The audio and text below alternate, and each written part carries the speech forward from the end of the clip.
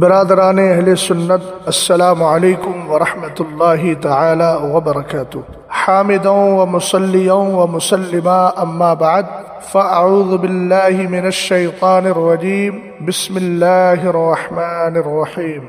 النبی اولی بالمؤمنین من انفسہم وازواجہ امہاتہم، صدق اللہ العظیم وصدق رسولہ النبی الامین المتین المعین الکریم۔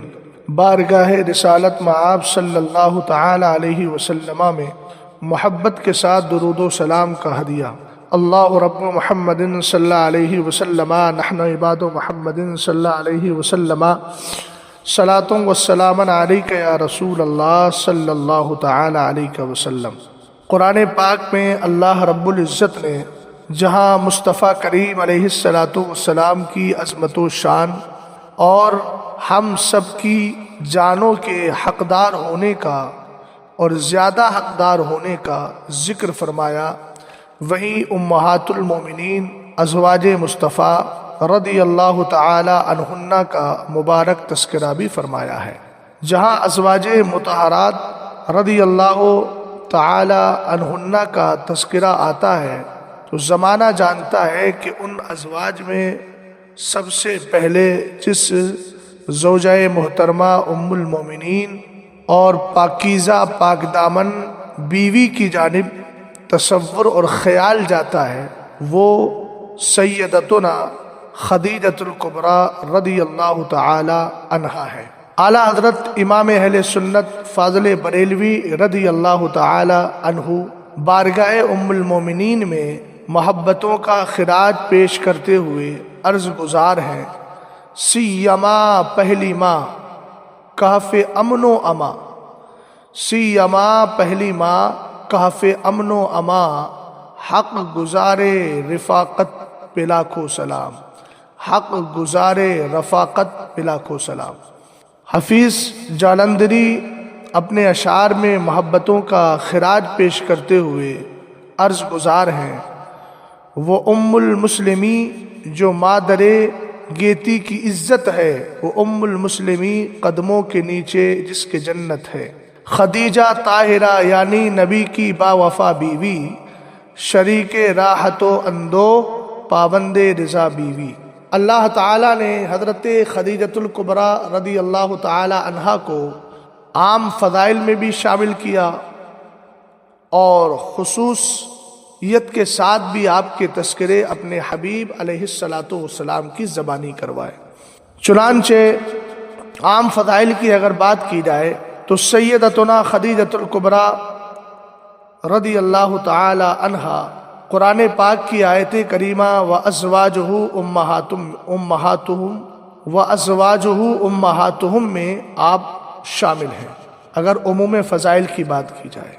اور اس کے علاوہ حدیثوں میں جہاں ام المومنین عائشہ صدیقہ رضی اللہ تعالی عنہا کے فضائل ہیں، وہیں ام المومنین سیدتنا خدیجۃ الکبریٰ رضی اللہ تعالی عنہا کے بھی فضائل ہمیں ملتے ہیں۔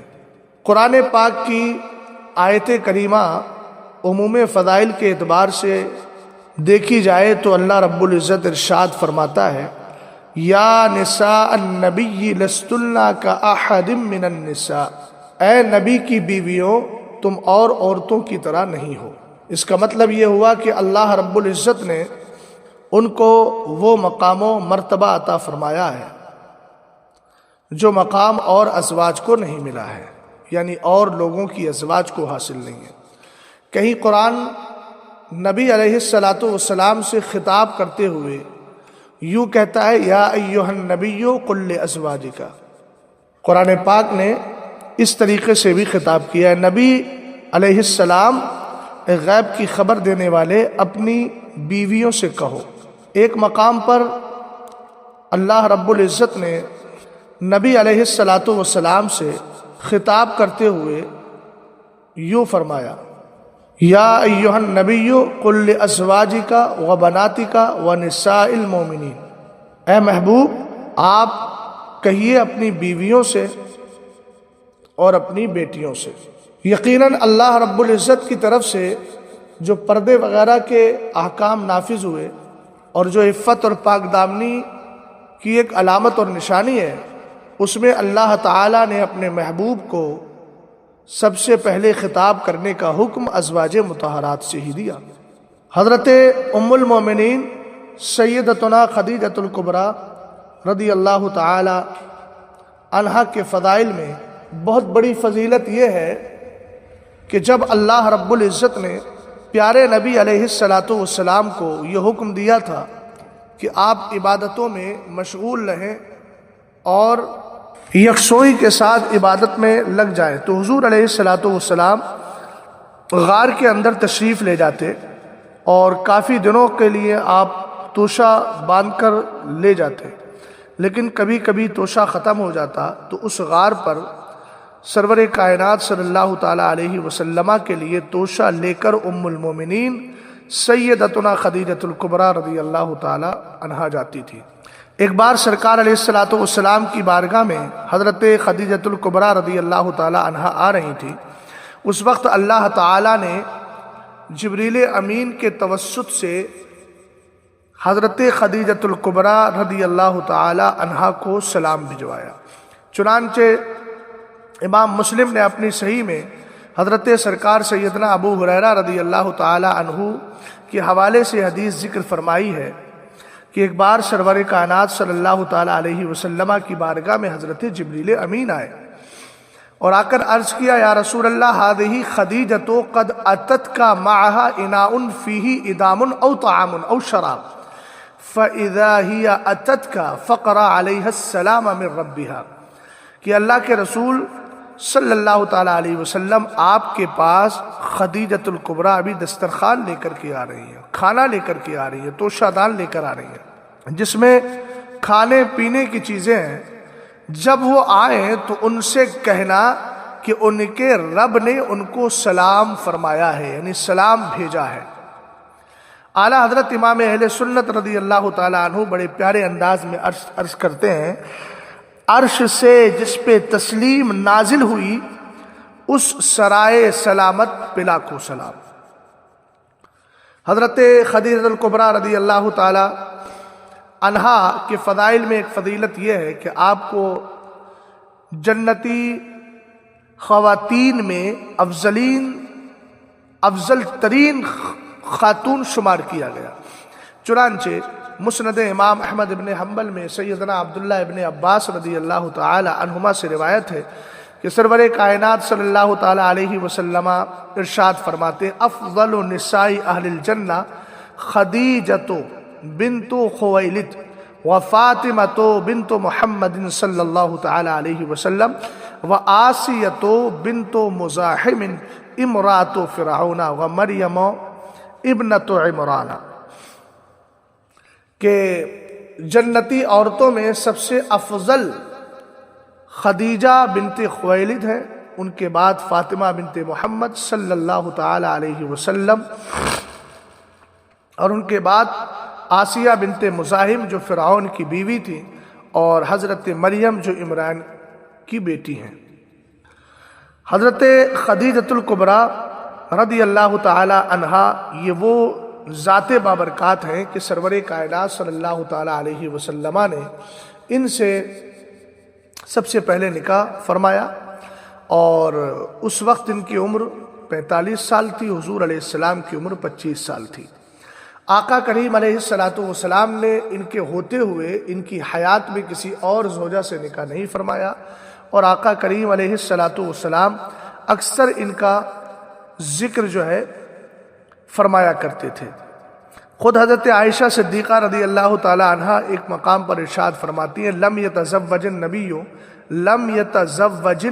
صلی اللہ تعالی علیہ وسلم علی خدیجۃ حتی ماتت، یعنی جب تک حضرت خدیجۃ الکبریٰ رضی اللہ تعالی عنہا بقید حیات رہیں، حضور علیہ السلام نے ان کے علاوہ کسی اور سے نکاح نہیں فرمایا۔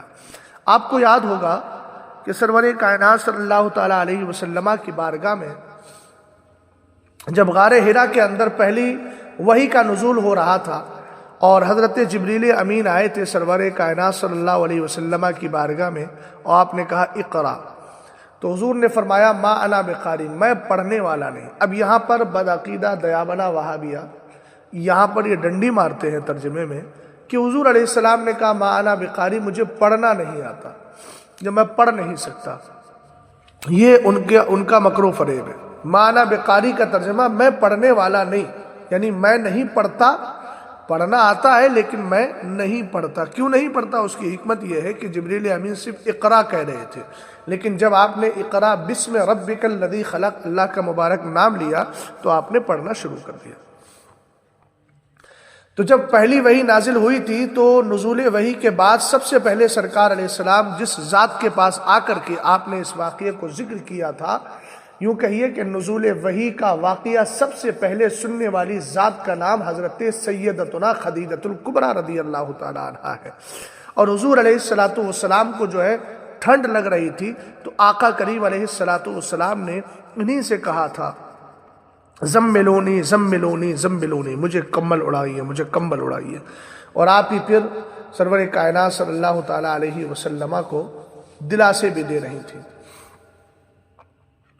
سب سے پہلے عورتوں میں ایمان لانے والی ذات بھی سیدتنا خدیجۃ الکبریٰ رضی اللہ تعالی عنہا۔ حضرت خدیجۃ الکبریٰ رضی اللہ تعالی عنہا بڑی فراخ دل تھی اور بہت سخی تھی۔ آقا کریم علیہ السلام نے ایک مقام پر ارشاد فرمایا لا واللہ، بلکہ یہ آقا کریم علیہ السلام فرما کس سے رہے تھے؟ حضرت عائشہ صدیقہ رضی اللہ تعالی عنہا سے فرما رہے تھے، حضرت خدیجۃ الکبریٰ رضی اللہ تعالی عنہا کے تعلق سے فرمایا لا واللہ ما رزقنی اللہ خیرا منہا آمنت بی حین کفر بی الناس وصدقتنی حین کذبنی الناس وَأَعْطَتْنِي مَالَهَا حِينَ حَرَمَنِ النَّاسُ وَرَزَقَنِ اللَّهُ أَوْلَادَهَا۔ فرمایا خدا کی قسم خدیجۃ الکبریٰ سے بہتر مجھے کوئی بیوی نہیں ملی۔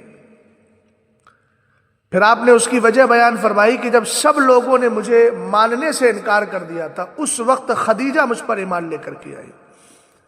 جب سب لوگ مجھے جھٹلا رہے تھے، اس وقت خدیجہ میری تصدیق کر رہی تھی۔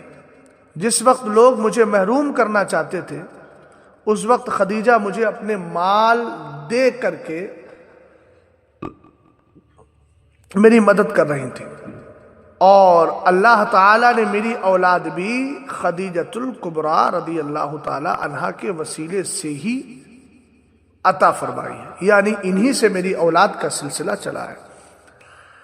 حضرت خدیجۃ الکبریٰ رضی اللہ تعالی یہ وہ ذات بابرکات ہے جو حضور علیہ السلام کی ازواج میں سب سے زیادہ حضور کی مصاحبت میں رہنے والی ہے۔ 25 سال آپ کو سرکار علیہ السلام کی مصاحبت میں رہنے کا موقع دستیاب ہوا تقریباً۔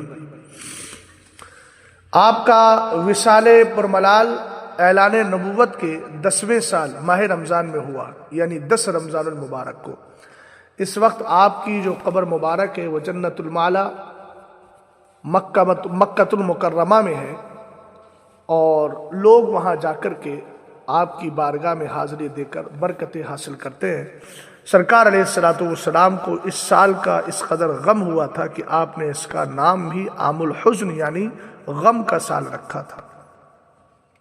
حضور علیہ السلام حضرت خدیجۃ الکبریٰ رضی اللہ تعالی عنہا کے وصال کے بعد آپ کی جو سہیلیاں تھیں ان پر اس قدر کرم فرماتے تھے حضرت خدیجۃ الکبریٰ کی وجہ سے کہ خود حضرت عائشہ صدیقہ رضی اللہ تعالی عنہ فرماتے ہیں کہ حضور علیہ السلام خدیجۃ الکبریٰ کا ذکر خیر زیادہ تر کیا کرتے تھے، اور جب آپ بکری ذبح فرماتے تو آپ فرماتے تھے ارسلوا بہا الی اصدقاء صدیقہ، یہ جو بکری کا گوشت ہے اس کو خدیجہ ارسلوا بہا الی اصدقاء خدیجہ، اس کو خدیجہ کی سہیلیوں کے گھر پہنچا دو۔